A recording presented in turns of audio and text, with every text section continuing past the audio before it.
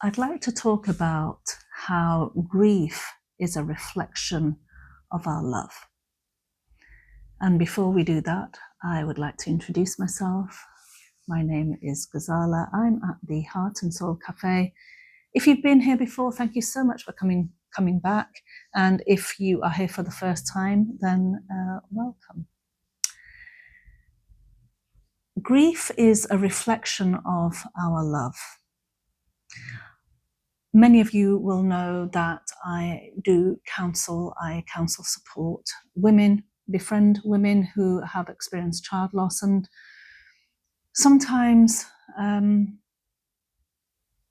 they may say to me that grieving is quite draining and exhausting, and they may say things like, how long am I going to feel this way? How long am I going to feel, am I going to hurt so much? And how long is this grieving going to go on for? And the thing is, I don't have an answer to that, because I don't have an answer to my own grief. Well, I do have an answer that is that I know it's never actually going to come to an end.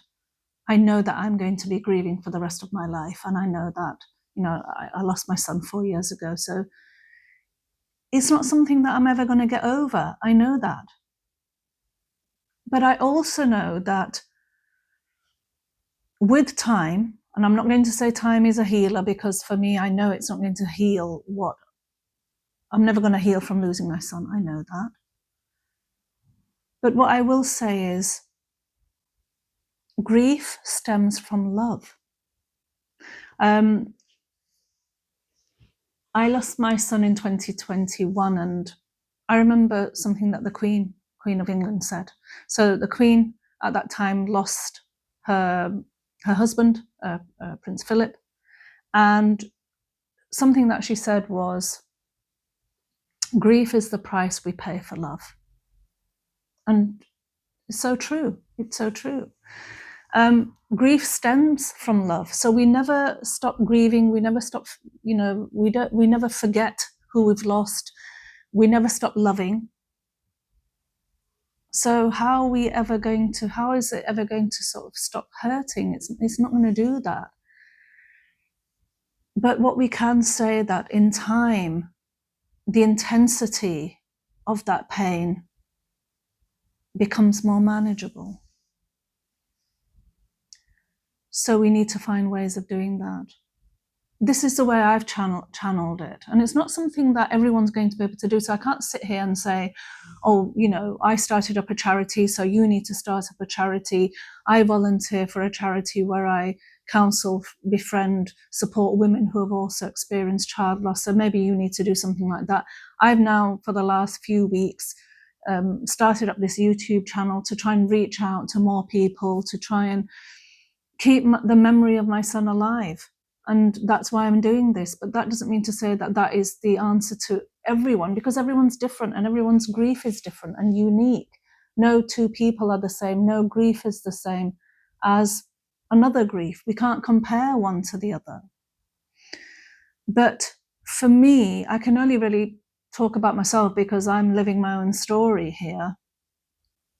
And the story hasn't come to an end. So my grief reflects the love I have for my son. Yes, it does. So the pain, the journey of bereavement, the ache, it all reflects the love that I have for my son, the love that will never end. If I live for 1,000,000 years, that love's never going to go away. I'm never going to stop grieving. I'm never going to stop hurting. I'm never going to stop missing or longing. It's never going to end. But the message I would like to give in this video is that I am functioning, albeit not as I was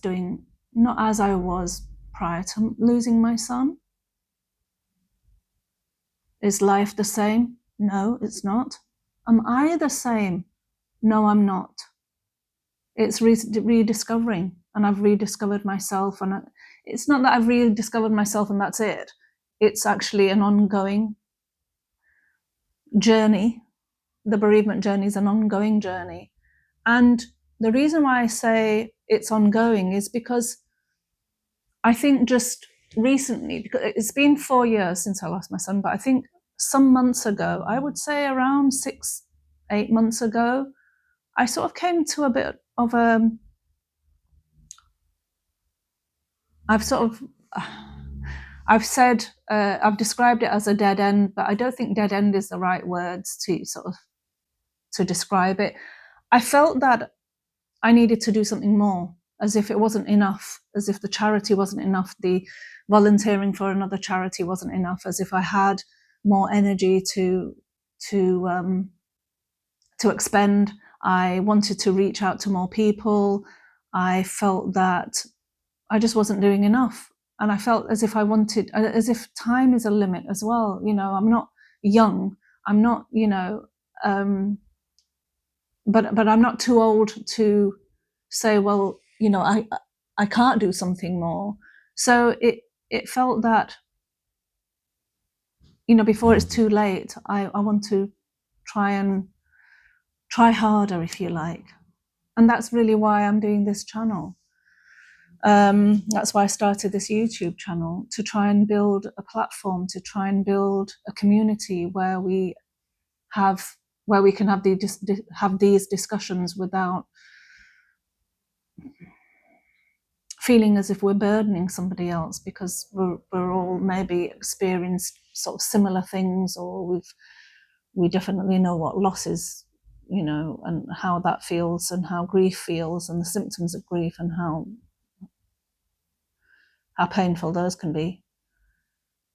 So the reason for me starting this channel is to try and build a community, and to help others, to give that message out that you're not alone, because grieving can sometimes feel really isolating and feel very much alone in that. And it's really to give that message that no, there's many of us experiencing this. We're not the only ones. And to share can sometimes lessen a burden. And that's really what this is about, to try and hopefully lessen that burden. So when it comes to myself, grief is a reflection of the love I feel for my son. And that's what pushes me. That's the driving force of everything I do. Every time I hold out my hand and say, can I help? It's all in my son's name. And that's the new trajectory in my life. That's what gives me meaning and purpose. Sometimes when everything else seems uncertain. And experiencing grief does feel uncertain, because a lot of the time you lose that hope. And losing hope is very difficult, because you then feel, what's the point in getting out of bed? And you can feel that sometimes. Even when you are doing something, such as what I'm doing, something positive, you can still have days where you feel, well, am I actually making a difference? Is what I'm doing useful to anybody? And it's just human nature to feel doubtful, to doubt yourself.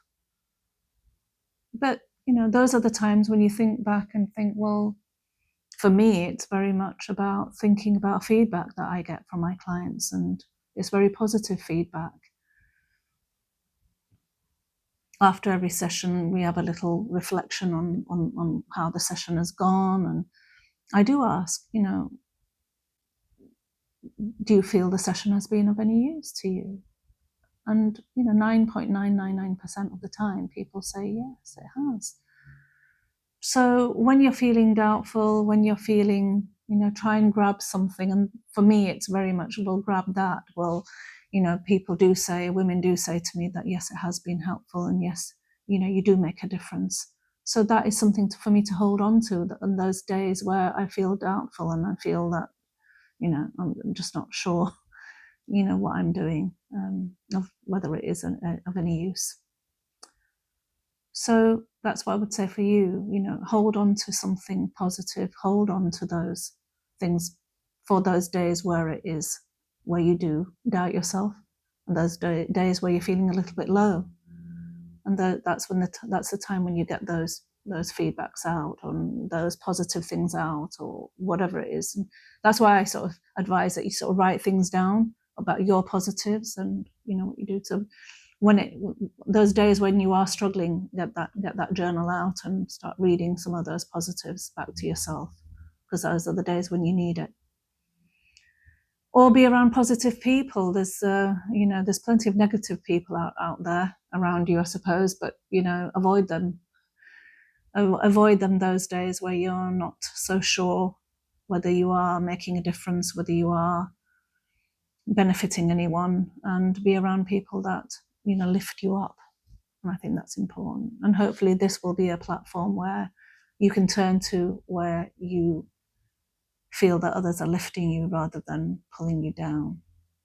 So, yeah, your grief reflects the love that you have for the person you've lost. It's as simple as that. Thank you for listening. I hope this content of this video has been helpful to you. Please share, subscribe, like, comment. That would be helpful.